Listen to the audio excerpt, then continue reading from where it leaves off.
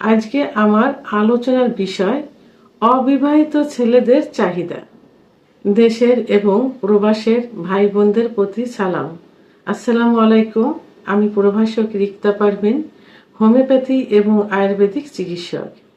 Chamber সেবা homeo complex and সেবা digital lab, উপজেলা মডেল মসজিদের পূর্ব পাশে, শিমুলিয়া, মাগুরা।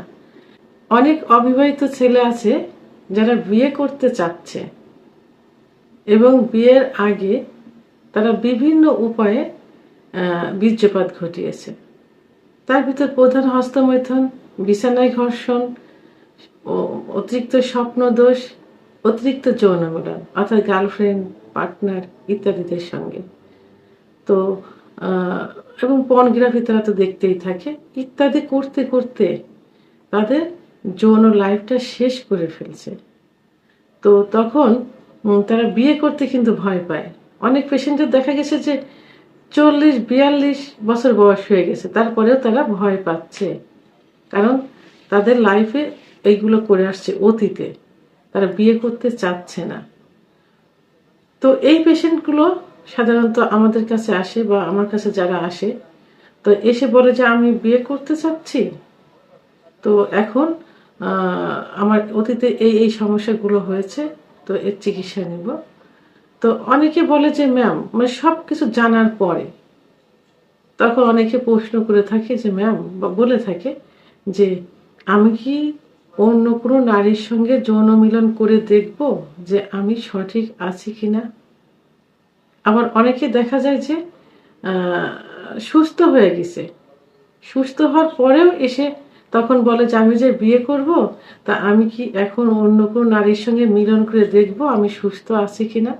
আমি অমুকের কাছে বলেছিলাম, তারা আমার অনেক বন্ধু কি অন্য কেউ আমাকে বলছে তুমি অন্য জায়গায় মিলন করে দেখতে পারো। আসলে ভাইয়া, যারা আমাদের কাছে চিকিৎসা নিতে আসে বিয়ের আগে, যাতে বিয়েটা সঠিকভাবে করতে পারে, তারা তো যৌন অক্ষমতায় নিয়ে আসে। কারণ তারা তো নিজেই বুঝতে পারছে যে আমি এইগুলো করছি, আমি এখন বিয়ে করতে পারবো না, বিয়ে করলে স্ত্রীকে সহবাসে সুখ দিতে পারবো না, বাসর ঘর থেকে আমার স্ত্রী চলে যাবে, এটা কিন্তু তারা জেনেই আসছে। তারপরেও কিছু কিছু লোক বলে যে অন্য মেয়েদের সাথে সহবাস করে দেখো ঠিক আছে কিনা। তো আবার দেখা যায় যে যারা চিকিৎসা নিছে, চিকিৎসা নেওয়ার পর সুস্থ হয়ে গেছে, তো তারপরেও তারা অন্য মেয়ের সঙ্গে যৌন মিলন করে দেখতে চায় তারা সুস্থ হয়েছে কিনা। কিন্তু তারা তো এটা বোঝা উচিত যে আমি যে সমস্যা নিয়ে ডাক্তারের কাছে আসছিলাম, অর্থাৎ আমার যে সমস্যাগুলো ছিল, যৌন চাহিদা ছিল না, ইচ্ছা হতো না, ইচ্ছা হলেও উত্থান হতো না, উত্থান হলেও মেয়েদের সাথে কথা বললেও দেখা যেত লালা বিজলাম এত ভেঙে সঙ্গে সঙ্গে নিস্তেজ হয়ে যেত। লাস্ট পর্যায়ে গিয়ে যখন সহবাসের কথা মনে করতাম, লিঙ্গ একদম প্যারালাইজড মতো হয়ে থাকতো।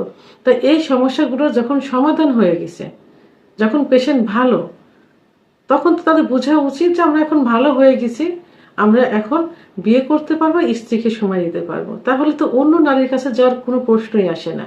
কিন্তু অনেকেরই এই চাহিদাটা থাকে। অনেক বন্ধু বান্ধব, অনেকে হেকিম কবিরাজ যারা যারা রোডের সাইডে বসে চিকিৎসা দিয়ে থাকে, অথবা এই জাতীয় যারা অনেক ভুয়া কিছু ডাক্তার আছে রেজিস্টারকৃত ছাড়া, তারা এই সাজেশনগুলো দিয়ে থাকে, তাদের প্রতি আকর্ষণ করানোর জন্য এগুলো আরো বেশি করে থাকে। তো আসলে এগুলো করার কোনো প্রয়োজন নেই, কারণ আসছিলেন রোগ নিয়ে, তো রোগ যে রোগী আছে অন্য মহিলার কাছে গেলে যে এটা ভালো হবে বোঝা যাবে না সেই অবস্থায় থাকে, সেটা কিন্তু তারা জানে। আবার ভালো হয়ে গেছেন, তারা বুঝতে পারছে যে এই সমস্যাগুলো নেই, তারপরে যাইতে চাচ্ছেন, এটাও কিন্তু তারা বুঝতে পারছে। এটা কখনোই করা যাবে না, কারণ প্রথমত ইসলামী শরিয়াত অনুযায়ী জিনা করা কিন্তু গুনাহের কাজ। সব গুনাহ মাফ হবে, এই গুনাহ কিন্তু মাফ হবে না তওবা না চাওয়া পর্যন্ত।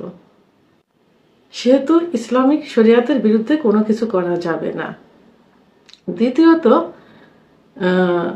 যে মহিলাদের যখন অন্য মহিলার কাছে যাওয়া হচ্ছে, সেই মহিলার কাছে যখন আপনি যাচ্ছেন, আপনার মতো অন্য কেউ সেখানে গেছে, তাদের শরীরে কিন্তু সিভিলিস, গোনোরিয়া, এইডস এর মতো রোগ থাকতে পারে, সেটা কিন্তু আপনার হয়ে যাবে। তৃতীয়ত, যে যখন অন্য মহিলার কাছে যাবেন, যখন সুখ পেয়ে যাবেন, তখন কিন্তু এটা নেশায় পরিণত হয়ে যাবে। বারবার আপনাকে সেখানে যেতে ইচ্ছা করবে। আপনি যখন বিয়ে করবেন তখন মানে ডিফারেন্সটা খুঁজবেন স্ত্রী এবং বাহিরে। বাহিরের সুখটা কিন্তু একটু আলাদা ধরনের। তারা এলোমেলোভাবে অনেক কিছু করে, যে কারণে তাদেরকে আকৃষ্ট করার জন্য। তো বিয়ের পরেও সেই লাইফে গিয়েও কিন্তু আপনারা ওইটা খুঁজতে থাকবেন। তখন বৈবাহিক জীবন কিন্তু সুখ আসবে না। যখন প্রথম প্রথম বিয়ের সম্পর্কটা ভালো থাকবে, যখন একটু পুরাতন হয়ে যাবে, তখন কিন্তু আবার ওই জগতে ফিরে যাবেন। সেই মহিলাদের টানেই কিন্তু সেখানে যাইতে ইচ্ছা করবে। সেহেতু কখনোই কোনোভাবে অন্য নারীদের সঙ্গে যে আমি ভালো আছি কিনা সেইটা দেখার জন্য যাওয়া যাবে না। তো আমার ভিডিওটি সম্পর্কে যদি কোনো মতামত থেকে থাকে অবশ্যই কমেন্টসের মাধ্যমে জানাবেন। আর ভিডিওটি ভালো লাগলে লাইক, কমেন্ট, সাবস্ক্রাইব করে আমার সঙ্গে থাকুন। আল্লাহ হাফেজ।